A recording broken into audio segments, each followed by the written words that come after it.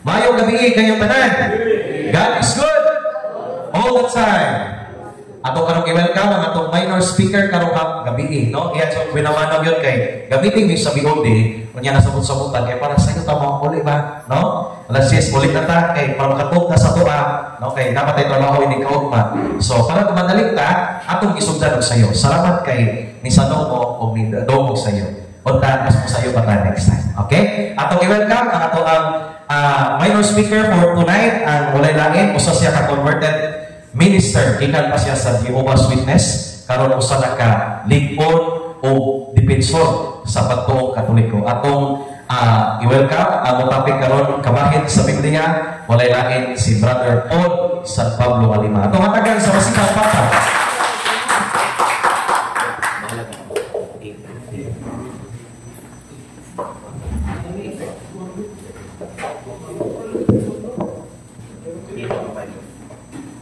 Salamat Brad ninyo o maayong gabi karatong tanan. Okay ra ba mo? Okay ra. So ang atong gihimo karon dinhi mao ang pagtuon sa balaang kasulatan. Gitawag nga Bible study. O gaon ko na atong topiko kay nakisgot kini mahitungod sa Biblia. Kay kining Biblia dunay daghan nga mga pangutana nga naglampigit dinhi.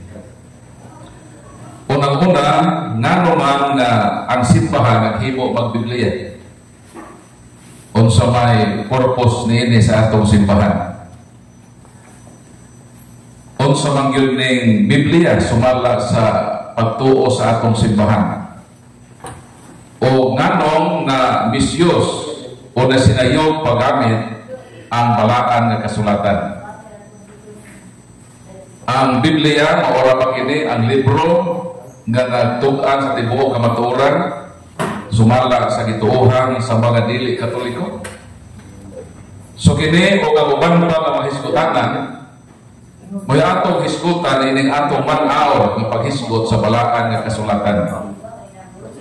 Kitang makatoliko hugot gyud tang nagtuo sa balaan na kasulatan. Lahi sa giingon sa ubang tinuhan na kita kunong Katoliko,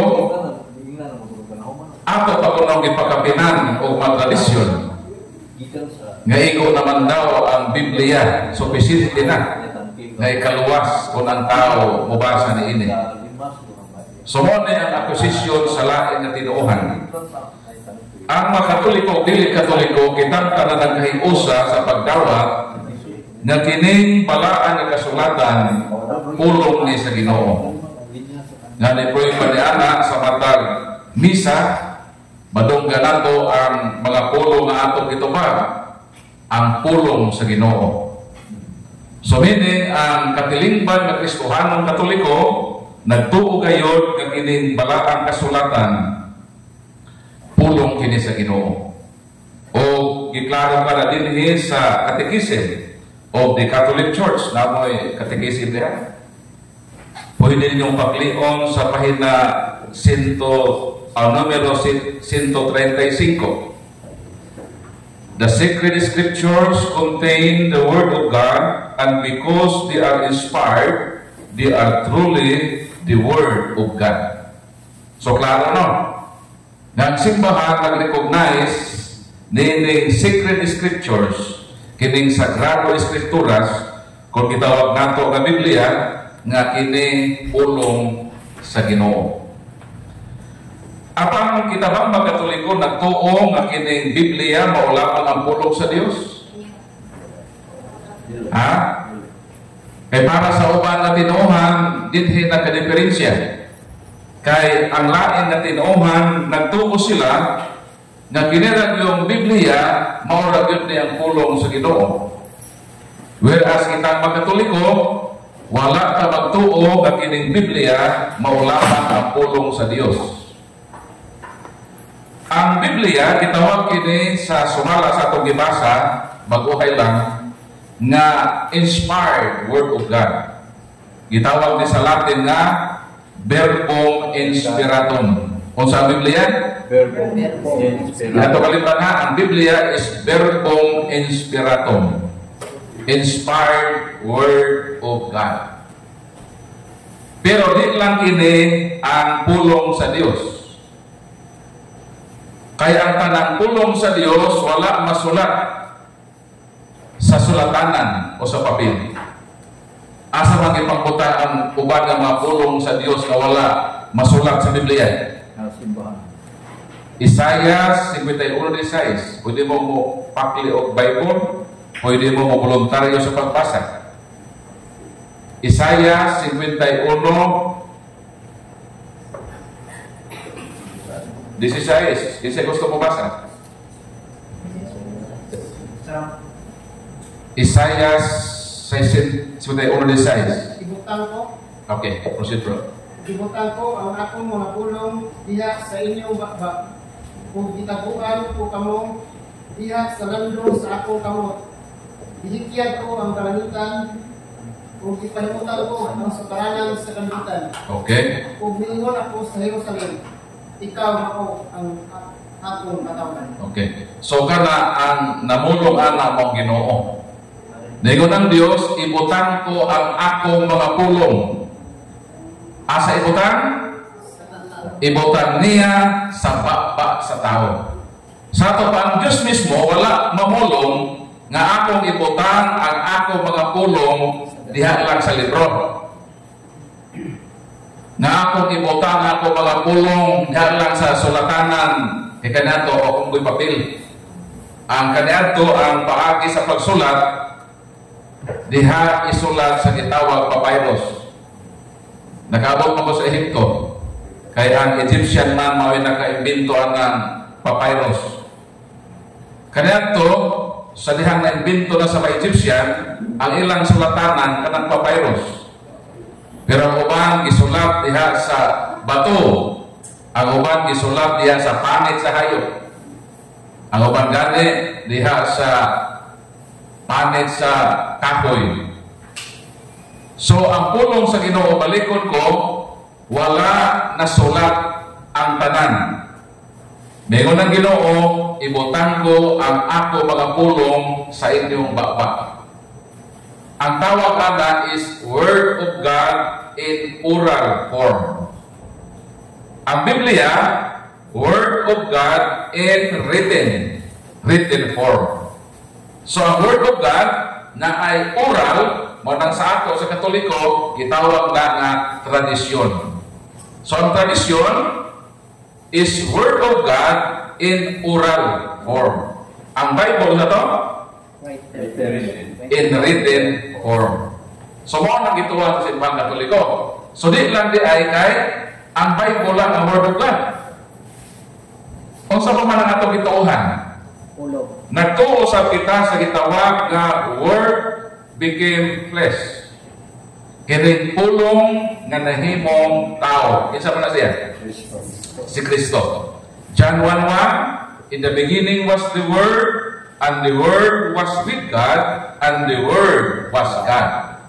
Kung ang Biblia gitawag nga verbum inspiratum, si Kristo gitawag nga verbum incarnatum. So klaro na nga ato nga dispute ang Protestant view nga ang Bible lang ang Word of God. Gawa sa Bible o sa ditong lain Word of God?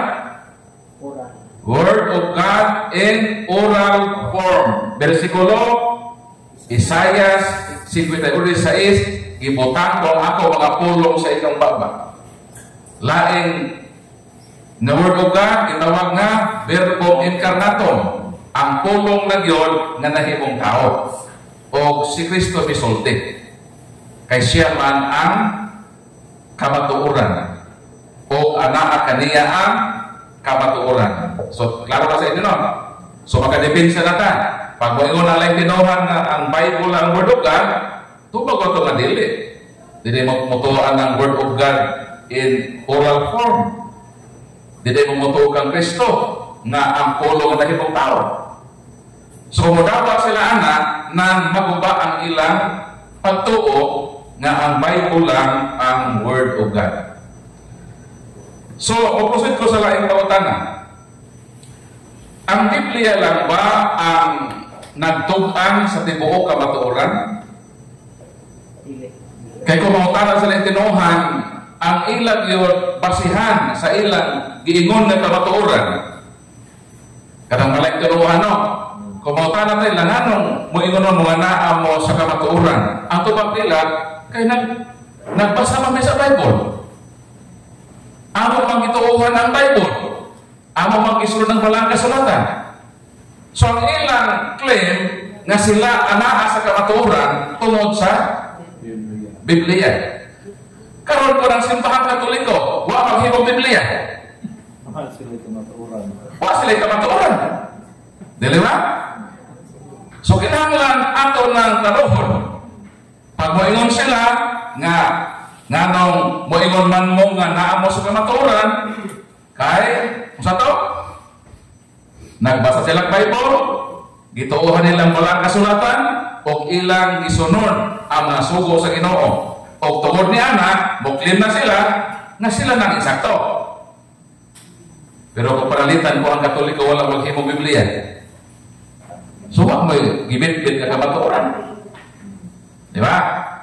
So, ang isa sa pauta natin tubugan po, ang Biblia lang ba ang kahimanan na atong mahibaluan ang kamatuoran? Ang Biblia ba ang matug-an sa ibong kamatuoran? At unin sa katong pagpagutanan? Ang tubag dili. Kay never ang Bible nag-claim nga siya ang matug-an sa tibok kamatuoran. Asa man nag-abay sa Bible? Nga nag-ingon ang Biblia nga siya ang matug-an sa tibok kamatuoran. Kabasa ko na.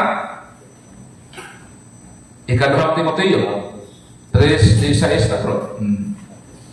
O sabay kayo din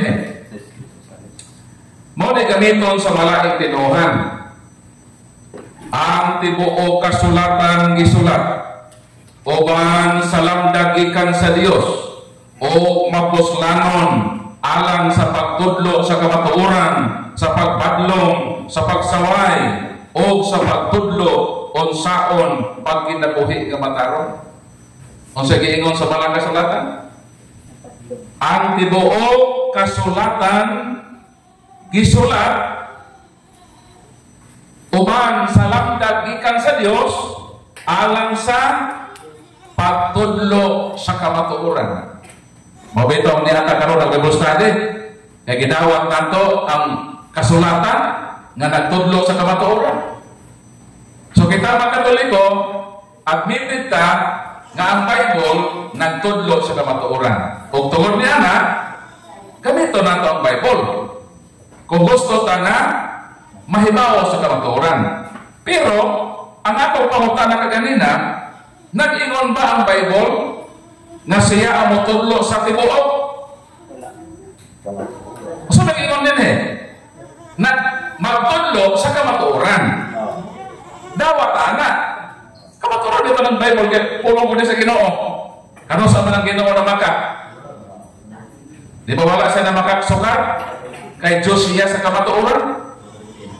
Pero wala mag-ingon nga ang tibuok kasulatan, ang tanang basahon sa Biblia, mao ang mutudlo sa tibuok kamatuoran. Wala sa Bible. Nag-ingon lang nga mutudlo sa kamatuoran. So, balikon ko, ang Biblia mutudlo kung unsay kamatuoran. Apan, klaro nga wala mag-ingon nga siya ang mutudlo sa tibuok kamatuoran. Ang simbahan sa mga Payron, unang Timoteo 3:15, ingon din apan kung malangan ako kining sulata maoy magtudlo kanimo kung unsaon nato pag kinabuhi diha sa balay sa Dios, kanang balaya mao ang simbahan sa buhi nga Dios, ang haligi o sukaranan sa kamatuoran. Unsang Biblia? Nagtudlo sa kamatuoran. Unsang simbahan? Sukaranan sa kamatuoran. Sa ato pa ang role sa Biblia, mutudlo siya kamatuoran. Ang simbahan, sukaranan sa kamatuoran. So, ang pautana, kinsa man ang mutudlo at ikaw kamatuoran? Si Kristo? Si Kristo man ang kamatuoran. Di ba? Katulad sa Juan, ako ang dalan, ang kamatuoran, o ang kinabuhi. Dayon sa Efeso Kapitulo 4, versikulo 20, o sila ito mabasa. Ingon din Apan, 21, sa walay duha-duha nakadungog kamo, mahitungod ka nako, o gitudloan diha sa iyang pagtulunan, kay ang kamatuoran anaaman ni Jesus. Unsa si Jesus? Si Jesus kamatuoran. Kay siya kamatuoran, anaa kaniya ang kamatuoran. Pero ang pautana naman si Kristo kamatuoran man, o naa kaniya ang kamatuoran. Ang pautana, siya ba ang mutudlo at ibang kamatuoran? Ha? Mo nang niabi ito para mahibalutan. Atong laro mo ni kinsa mangyod Brad Paul ang mutudlo di mo kamatuoran. Si Kristo may atong masultihon. Kaysa man ka kamatuoran. O kung sa iyang giingon, mo di atong tuuhan. Di ba? Juan 16, 12 o 13. Mo ning atong mabasa. Si Kristo nagawin niya, daghan paunta kaayo akong isulti kaninyo, apan karon dili pa kamo magatugkad niini. Dito sa verse 12. Unsa Ginoo? Kinsa na ingon ini? Si Kristo. Unsa si Kristo? Kamatuoran si Kristo. O ana kaniya ang kamatuoran. Unsa giingon sa kamatuoran? Daghan paunta akong isulti kaninyo, apan dili pa kamo makatugkad niini.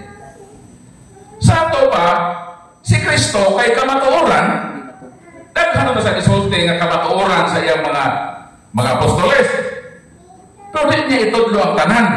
Nga naman, kay dili kamo makatugkad sa makamatuoran nga akong isulti ninyo.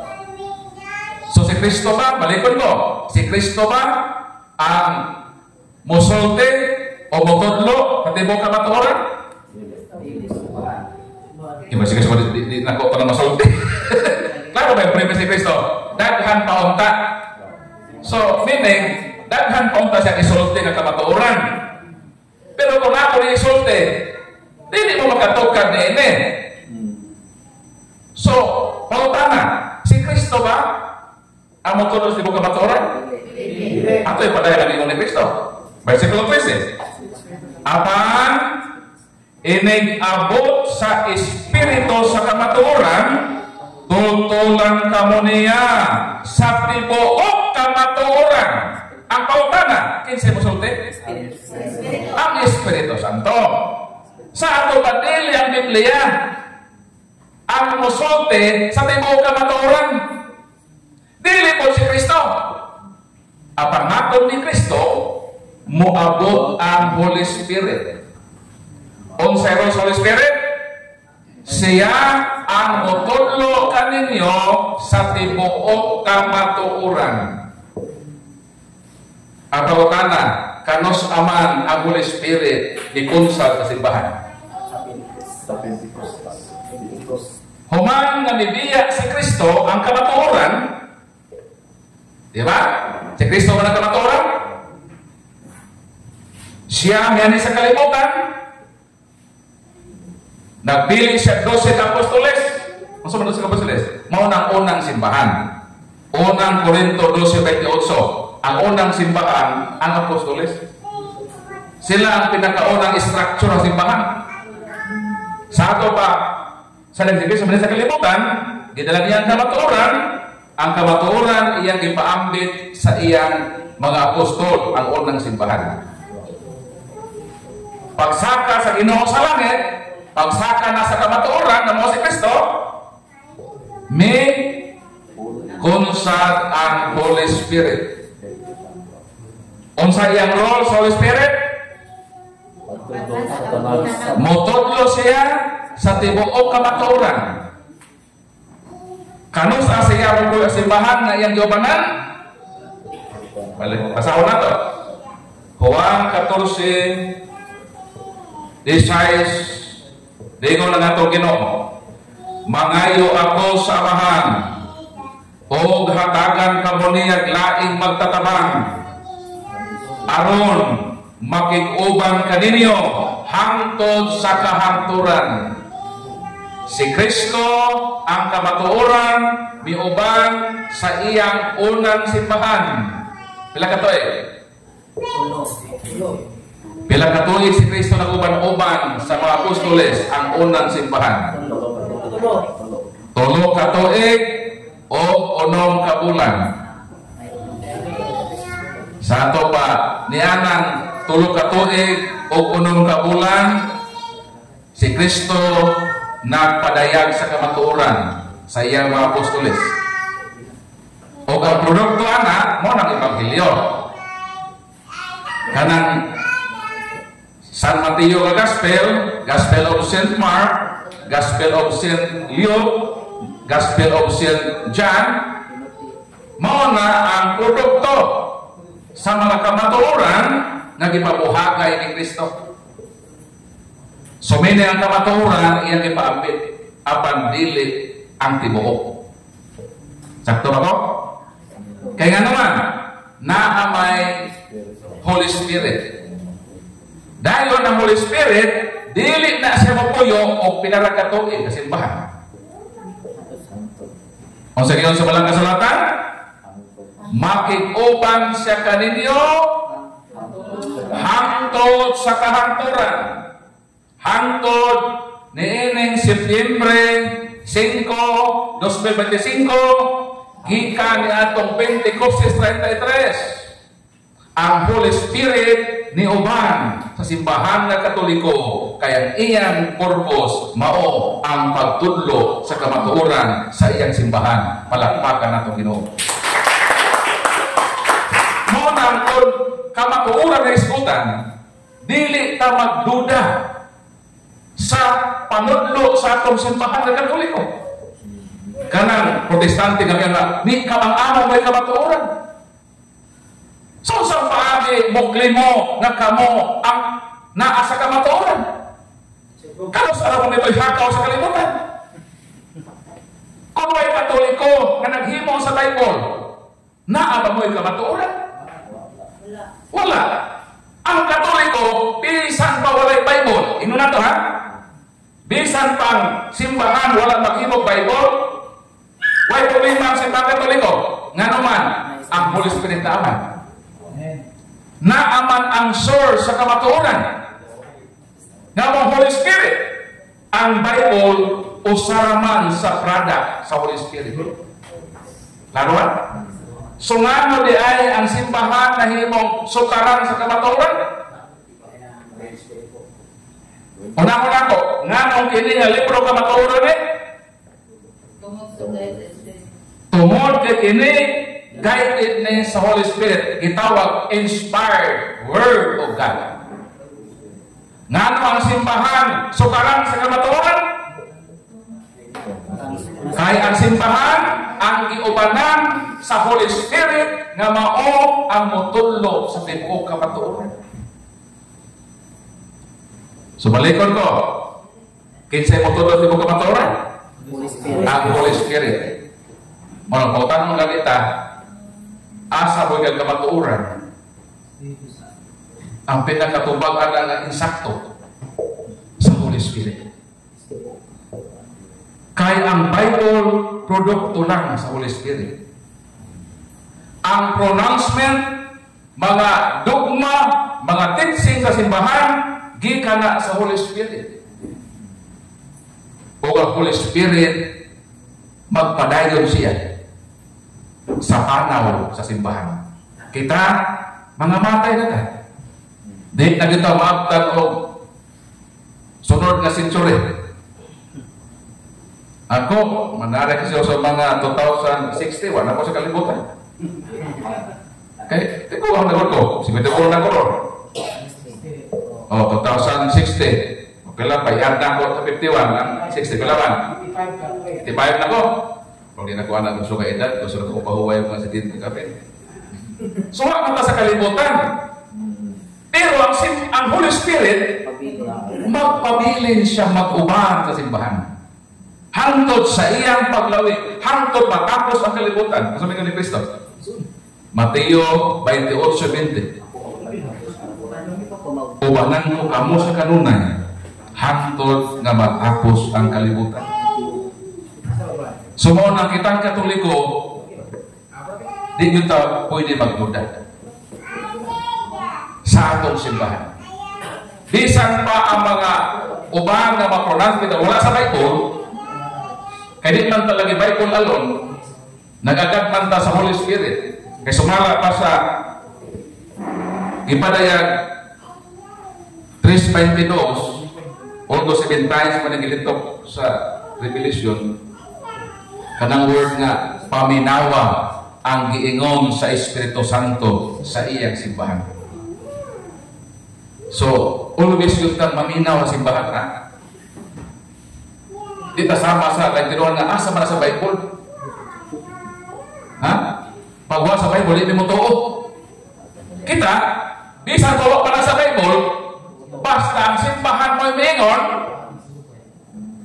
ang simbahan, guided man sa Holy Spirit, mutuo ka. So, lahi ta o prinsipyo. Kita ang mga Katoliko, lahi ta o utok kaysa lahing tinuhan. Sumunang tubag sa pagutana nga, ang Holy Spirit, dili ang Biblia, ang mutulo sa ibang kamaturan. But again, ang Biblia, produkto na sa Holy Spirit. So ako na aksiptahon as kamaturan, tinuod, na pulong sa Ginoo. Sumato ko sa pagutana, nganong ang simbahan naghimo mag-Biblia? Di nga naman din. Para mahibalota sa tuyo, nganong ang simbahan naghimo? Kay kininglain tinuuhan, wala sila mahibalo. 15 naghimo sa Biblia. Pagtuon nilang Biblia nahulog sa langit tibok ka libro. Isalo sa pastor, kung nagbalin ng pastor. Ha? Kaya kini mga laing tinuhan, nito'y hataw sila sa kalibutan, na purma na maguning Bible. So nagtuo sila na ang Bible, murag nahulog sa langit na tibok sa kalibro. Di mga mao. Ang Biblia, ihimo ni. Na ay simbahan o relihiyon na naghimo sa Bible. O, technical na ng mga termino no, kanang word na naghimo. So, ato nag-define yung word na himo. Sa English ni, so may English sa himo? May. O, create. Word. Pwede ng himo or mukna. O, buhat. Kining word nga made and create, na ane duha ka meaning. Ang number one meaning is from nothing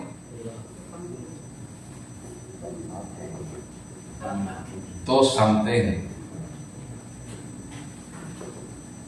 So, for example, sa creation period, mayroon ng Ginoo motungha ang adlaw na mo'y tamdanan sa kahayan nga mo lang naay kahaponon ang kabuntago na apoy kahaponon. Gilito ko man sa Ginoo. So nakapatungha siya og usa ka butang. Sa Latin ex nihilo. Ang second meaning sa word nga made is from something to something. Paghimo sa Ginoo sa tao, Genesis 2:7, mikuha Ginoo yuta. Di ba? Kabasa ba na? Giporma sa Ginoo nga tao, murag minatay na nasa lungon ba, way kinabuhi. O gihoypan sa Dios ang duha ka buho sa ilong sa tao.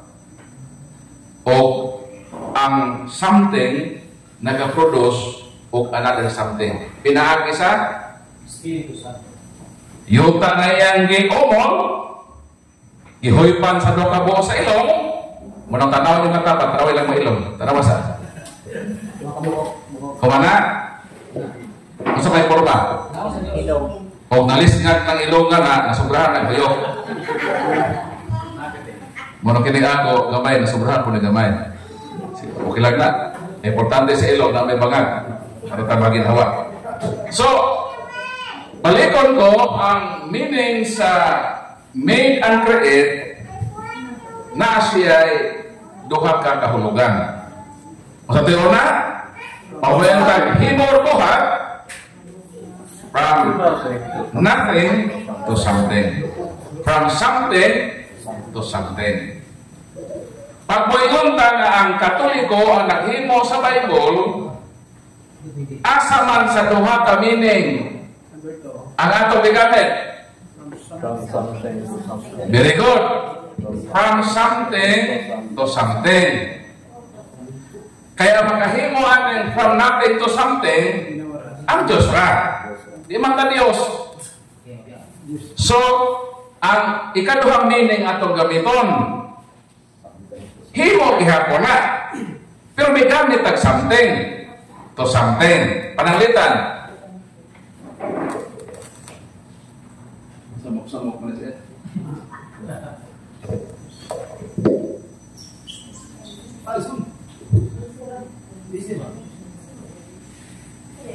Unsa man eh? Unsa na? Kahoy na, stick. Pwede din na 2x2. Pwede din 1x2. Basta stick na siya. Unsa man eh? Lansa. Unsa man na siya? Something na siya. Something man eh, di ba?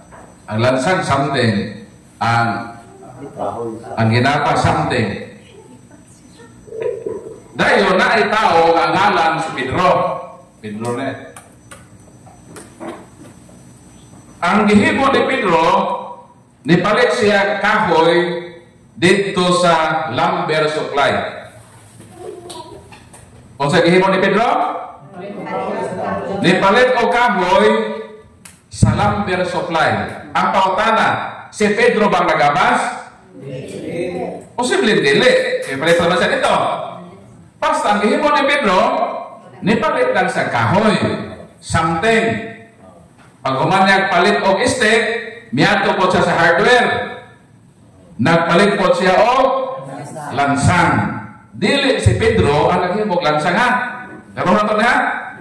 Dili siya nagabas, dili siya naghimo sa lansang. Ang iyang gihimo, nipalit lang siya yun eh. Kaya ano ba? O sa okay niya? Kaya maghimo siya o bangko. Pag maghimo ka bangko, kinahanglan ka o kahoy. Sakto ko dili. Para ma-assemble, kinahanglan ko lansang. So ang pautana, kining ginapas ka something o kining lansa ka something, naka-create mag something? Naka-create. So kung ano atong gamiton no sa Bible? From something to something. Karon, sa dihang si Pedro, mipalit ng kahoy, mipalit ng lansang, i-assemble na nga bangko, ang pangutana, kang kinsa man attribute ang bangko, kinsa man himo sa bangko? Si Pedro. Di pwedeng i-attribute mo sa nagapa sa kahoy. Mo yun na yung anaghin mo sa bangko ang nagapa sa kahoy. Sa'yo mga kaya man naghimo ang nagapas o kahoy o bangko, nagapas lang siya. So attribution, asay hatag. Dito ka Pedro, naunsa, nag-asimbol sa kahoy, ginamit ang lansang, ihimong bangko. So ang attribution sa bangko, ato ka Pedro. Di ba? Di po i-attribute sa naghimo sa lansang. Mo yun ka, naghimo sa bangko, naghimo sa lansang. Naghimo sa lansang, naghimo na sa lansang. Wa sa maghimong bangko. So therefore, ang attribution, dito na ihatag ang Pedro. Kinsa mao ang nag-asimbol, ginamit ang kahoy, o ginamit ang lansang. Ato tana, nga nung ako ningi analogy ninyo. Para makasabot mo ini ron. Ha? Karon. Kung saan man nga magahimog Bible, kinahanglan naa kay Old Testament o naa kay New Testament. Imo na sa nga symbol, ang resulta na, ang saban? Bible na. Nagsulod mo sa ako? Unsaon paghimo sa Bible? Kinahanglan nga naa kay materyales. Unsaon paghimo sa bangko? Hindi mo mga materyales. Aron imo nga simbolon. So, giyon sa mo paghimo sa Bible. May gamit po ang simbahan o materyales. Unsa nga materyales? Ang Old Testament Scriptures. May gamit po siya o New Testament Scriptures. Giyon sa niya? Iyan nga symbol? Gihimo mo sa kalibro? Apakutan na. Kan kinsa man i-attribute kinsa naghimo sa Bible? I-attribute na nimo sa simbahan. Nga naghimo niya na. Ang Old Testament writers wala maghimong Bible. Laro ba? Ang Old Testament writers, including ni Moses, Salmistang David, mga propeta, wala sila maghimong Bible. Kung sa ilang gihimo? Materyales. Sama na ang gabasiro, wala maghimong bangko. Nagapas lang siya og materyales. Ang New Testament writers, mga apostoles, mga disipulo, wala maghimong Bible. Kung sila lang himo? Materyales. Sama nga ang manufaktura sa lansang, naghimong materyales. So therefore, ang Old Testament writers, ang New Testament writers, naghimo lang materyales. Ang simbahan na ang naghimo sa Bible. Kay kung si Pedro nigamit og kahoy, nigamit og lansang, kay maghimong bangko, therefore ang attribution ihatag kang Pedro. Kasabot na mo? So maka-explain na mo. Sa pangutangan kinsa naghimo sa Bible? Yun sa paghimo ang Bible. Kinsa naghimo? Ang simbahan ng Katoliko. Karon ko na ay mo challenge nga dili ang simbahan Katoliko ang naghimo sa Bible. Apo ta kinsa man? Ha? Si Martin Luther na-exist na tibuok ng Bible. Ha? So, kana ang pangutana, ato naman i-establish no? Ang simbahan Katoliko naghimo sa Bible. Kung naan mo refute, minsan, dili mo na Katoliko. O, sige, dili, isa man ba? Ha? Huwag pa sa naghimong Bible si Moises. Huwag naghimong Bible si Moises. Ang gihimo ni Moises, nagsulat lang siya sa parte sa materyales. Ha? Nasa ulahi, gihimo kasimbahan Katoliko ka Bible. So, kining tanan ng mga writers, huwag na maghimong Bible. Ang ilang gihimo, naghimo lang sa materyales. ang simbahan na ang naghimo og Bible. So, wala na sa problema ha, wala may question eh. Okay na sa inyo?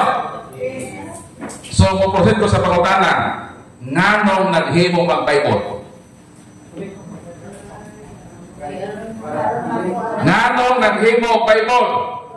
Then, puproceed ka sa last question, nganong namisyos din sa malaing tinuhan? Aron mo mahibalo, ang very purpose nganong ang simbahan Katoliko naghimo og Bible, aron nga gamiton sa santos nga misa. Ang lain tinuhan mas ko nahibalo ini. Ang very purpose nganong naghimo og Bible kay gamiton kini sa santos nga misa. Unsa man sa santos nga misa? The Holy Mass is divided into two parts. Ang misa mura na salida kaniadto dito sa una kita mo sinihan nga dako sa una naanay duha na ka pelikula sa una itaw nag-double di ba sister about pa ni ang misa duha ka parte. Ang first part is the liturgy of the word, ang liturhiya sa pulong. Ang last part is the liturgy of the Holy Eucharist. Kanang liturhiya sa pulong, si Kristo na. Kanang Holy Eucharist, si Kristo na. Sa bayhon, sa tinapay, o sa binom. Ang liturgy of the word, si Kristo sa bayhon, diha sa pulong. Maranatay, unang pagbasa, ikaduhang pagbasa, Salmo responsorio o Ebanghelyo. Kung kitang makatoliko, 3 years, successive ta nga mosimba. Kaya reading sa misa is cycle A, cycle B, o cycle C man. Kung sige tagsimba, daw samara nga atong nabasa ang tibok Biblia. Muna kaniadto, why problema ang simbahan Katoliko? Kato bitaw ang panahon nga lisod ang pag-produce o Bible.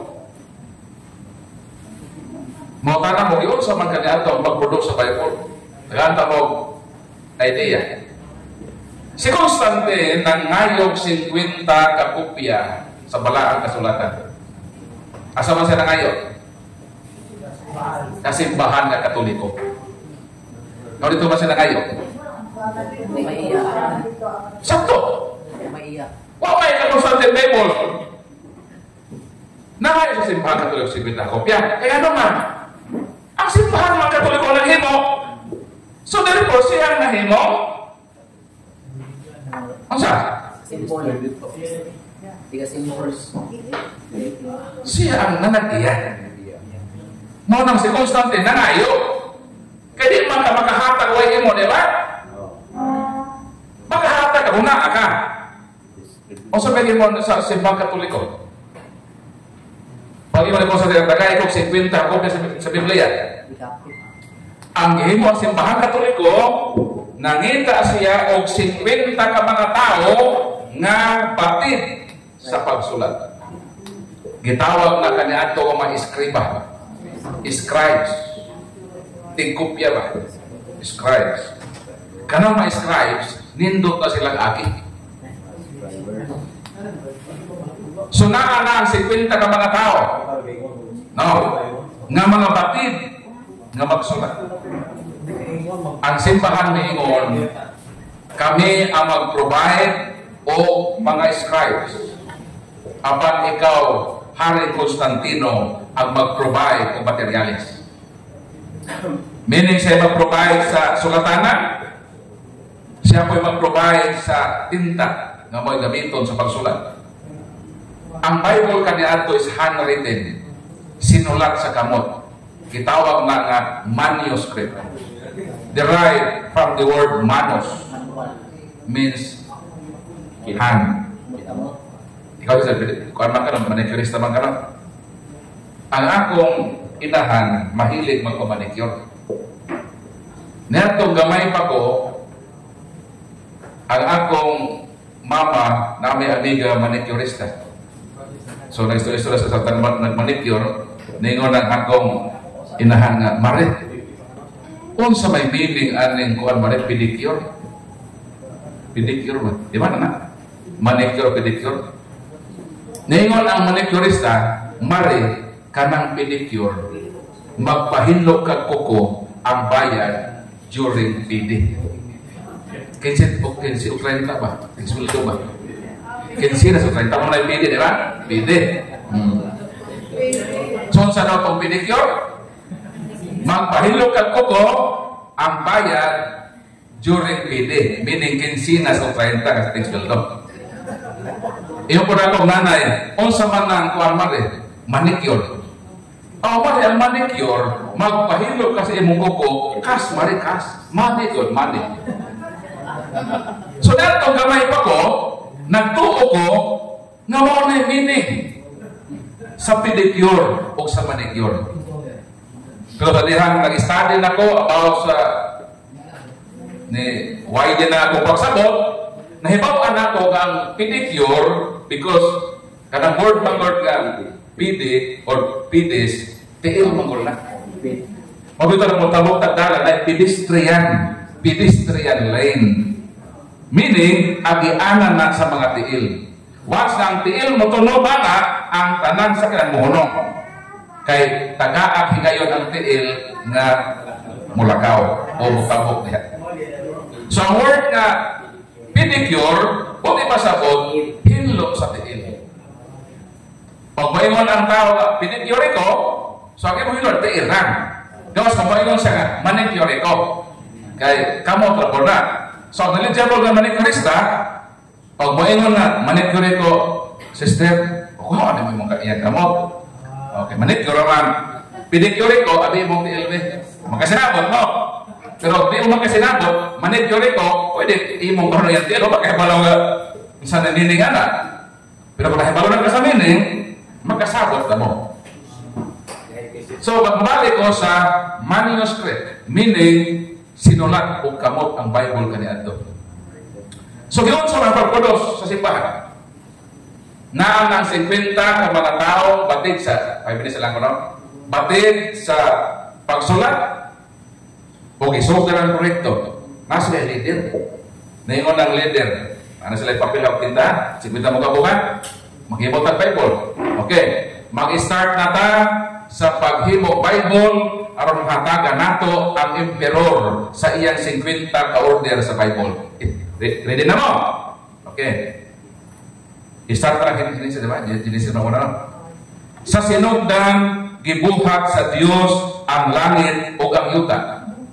Suwat na itong 50. Sa sinugdan, gihimo sa Dios ang langit o ang yuta. So, pag humagbasa sa ilang leader, nakahumangkot sila o 50 kakopya sa Biblia. Palakpakan ng Ginoo. Iwan ang paghimo ka na ito. Mubalik ko sa purpose.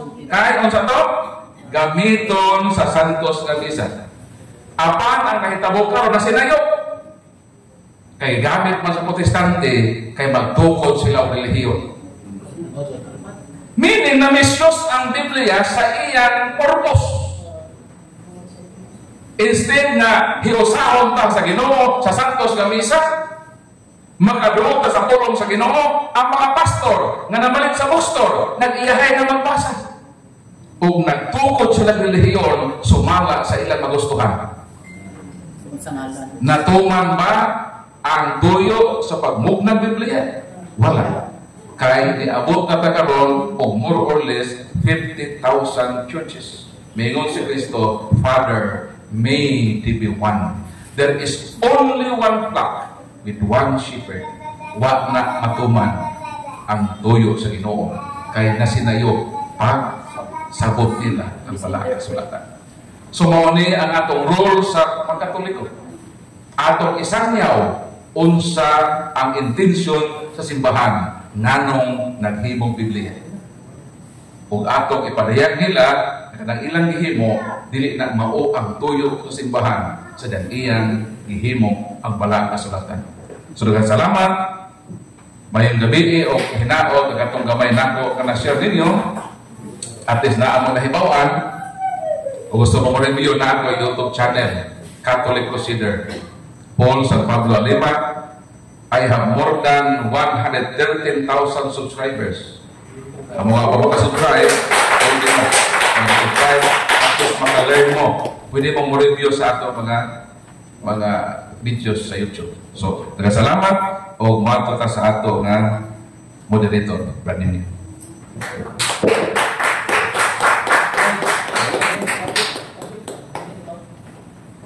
Okay, daghang salamat, Brad Paul sa Pablo Lima. Tungatagan si Brad Paul, kung masipang papa. Nindot kaya tapino kay about yun sa Biblia. Hindi na ako makakalimutan siya emphasize karon is also may reason nga nung